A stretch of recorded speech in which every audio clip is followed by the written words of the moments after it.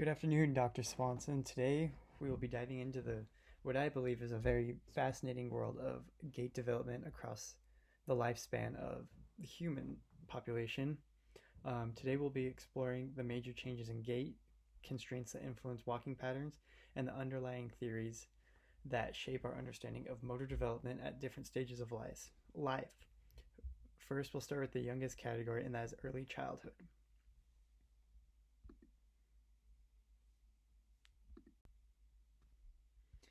Early childhood, I classify it as anyone that is between 1 and 5 years old. In early childhood, children transition from crawling or toddling to walking independently.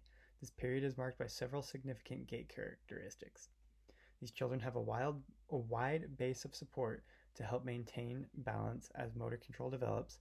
They tend to have a flat foot contact with the ground, almost like a duck, like when they walk and you can hear them slap their feet on the ground.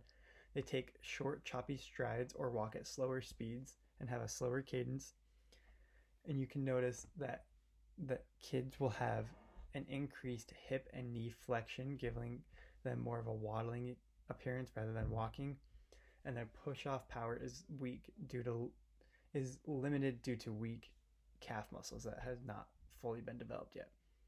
Falls are frequent due to immature balances and coordination for these kids.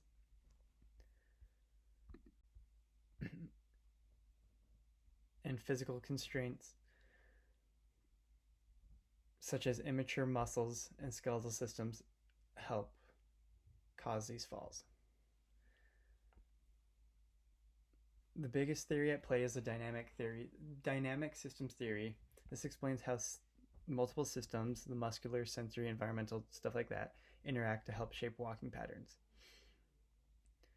The application of this is that the gait development reflects improving strength, balance, and sensory integration. Wide base of support and immature motor control are normal outcomes as these systems mature. When one matures, the others tend to soon follow. Children of this age tend to have short limb and improper body proportions. You could have a kid with a huge head on their tiny body and they just kind of flop back and forth. It's just how it is at this age.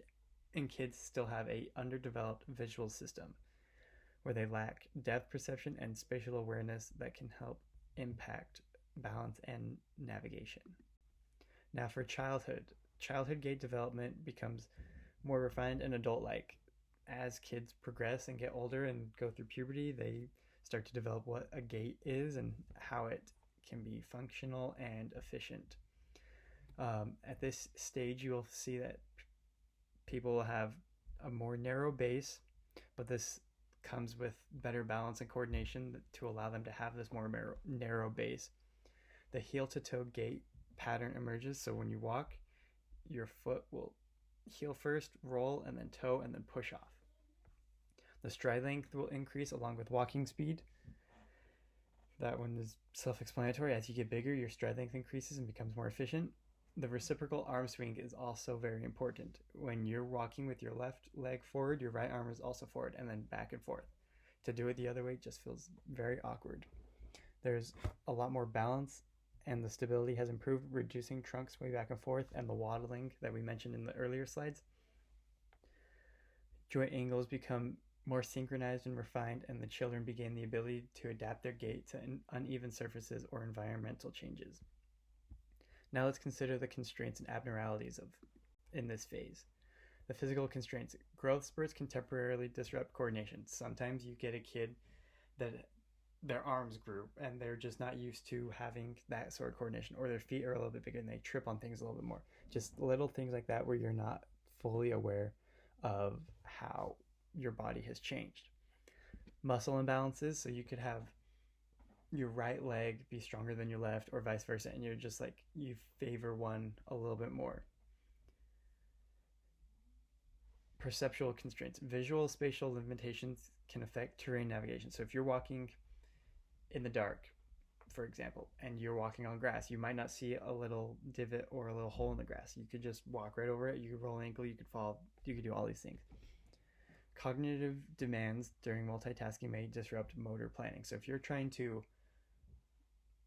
dribble a basketball and run, your gait while you're running might be slightly affected or underdeveloped because you're not focusing solely on that gait. If you're trying to walk and talk, same thing, but maybe on a lesser scale because talking isn't as much of a big deal as dribbling a basketball. Now, the big theory that I found is Piaget's cognitive development theory. And the concept of this is that cognitive and motor skills develop through the interaction with environment. So as you expose yourself or expose a kid to the environment around them, the only, how do I say this? Like they will only adapt to it. Like you can only be better from it. You won't go backwards unless something severe happens. And the application by this is that by childhood, children use gain cognitive skills to refine movement patterns during physical activities and walking. Now let's go right into older adulthood. In this video, specifically, she is doing the timed up and go or tug test, as we've learned, and she is not very good at it. Not to be mean, but at that age, it's kind of hard to do that. I've seen much better. She has a very stiff heel to toe motion. It's more just she's walking like her foot's a board. She has a very narrow base of support, just like at the late childhood or early adulthood phase, but she's very unbalanced. Like she has no stability, no muscles working towards her to keep her balance. She has a very shortened stride length and slow cadence, likely due to muscle atrophy. Only one arm swings. She's using the other to support herself on her legs, and there's minimal distance between her swing foot and the ground. She's shuffling, and in the picture I provide, you can see just a little space in between the bottom of her left foot and the ground. She probably only walks on stable terrain, unassisted. If she were to walk on something like gravel or grass, she would probably not be standing for very long. Now let's look at the late adulthood abnormalities, both with this video and in general.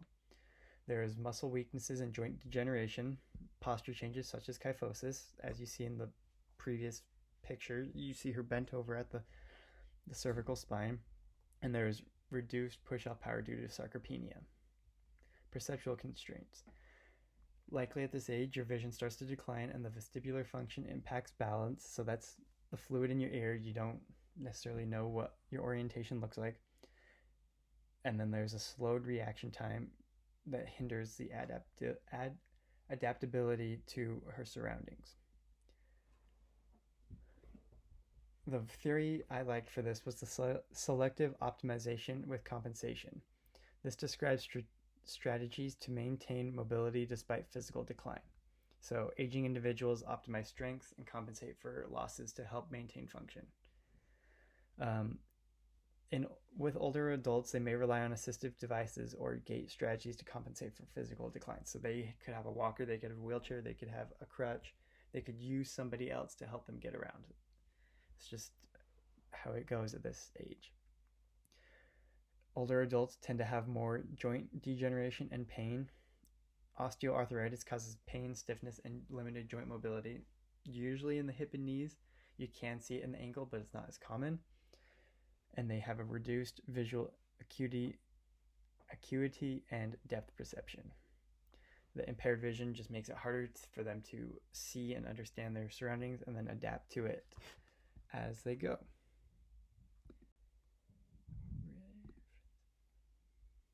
So here is my reference page.